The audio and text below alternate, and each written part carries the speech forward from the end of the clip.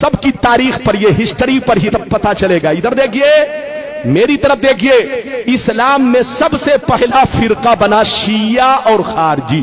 زور سے بولو, اسلام میں سب سے پہلا فرقہ کون بنا؟ زور سے بولو. شیعہ اور خارجی. پہلے نمبر پر فرقہ کون بنا؟ جلدی بولو. شیعہ اور خارجی.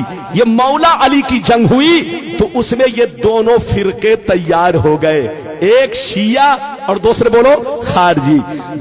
تیسرے نمبر پر دوسری صدی میں معتزلہ فرقہ پیدا ہوا. کئی فرقے ہو گئے؟ جلدی بولو. 3.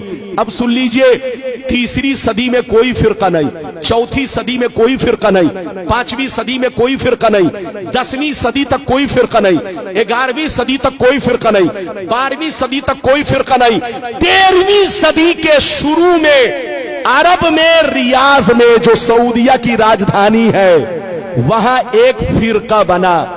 2 گروپ کے لوگوں نے مل کر یہ فرقہ بنایا, ایک آل سعود اور ایک شیخ محمد بن عبد الوہاب نجدی.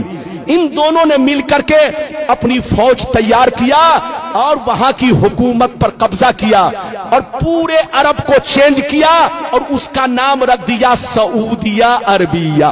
کیا نام رکھا؟ جلدی بولو. سعودیہ عربیہ.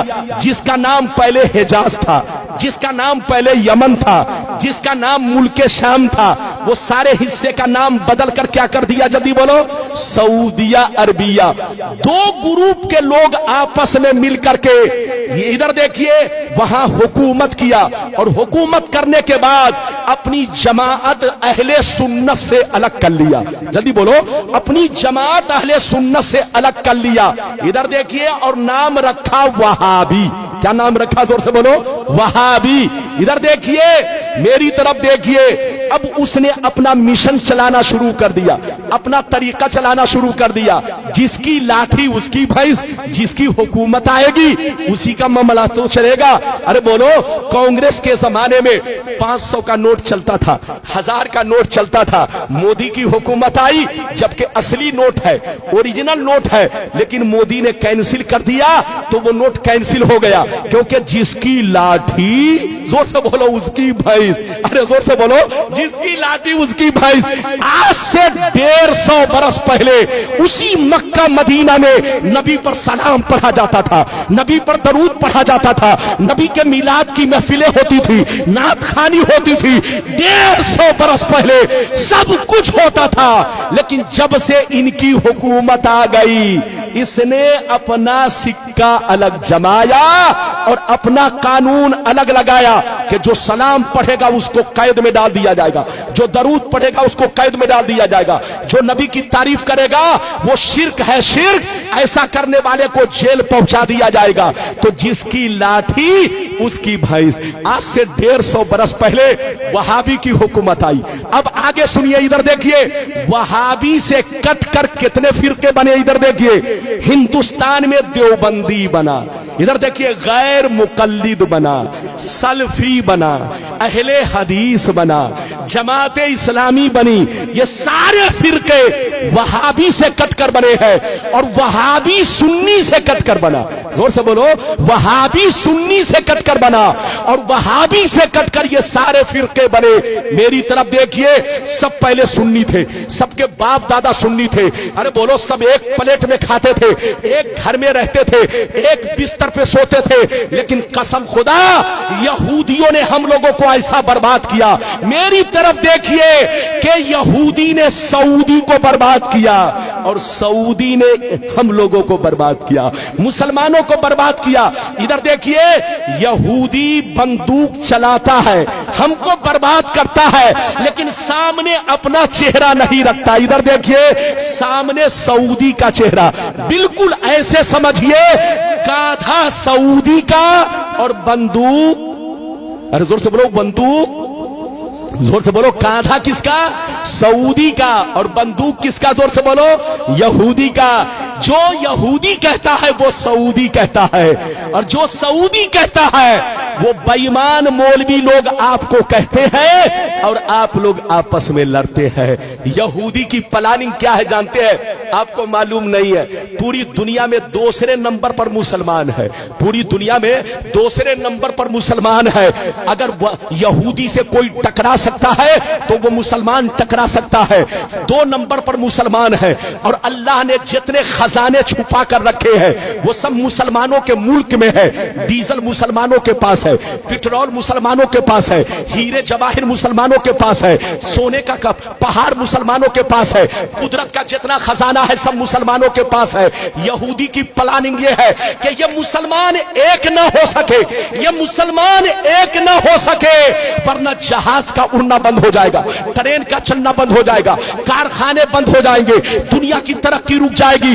इन मुसलमानों को एक मत होने दो, इनको लड़ाते रहो, बेवकूफ बनाते रहो और पूरी दुनिया पे हुकूमत करते रहो। लेकिन लड़ाने का तरीका यह है, डायरेक्ट मत जाओ उनके दरमियान, वरना पहचान लेगा कि कौन लड़ा रहा है।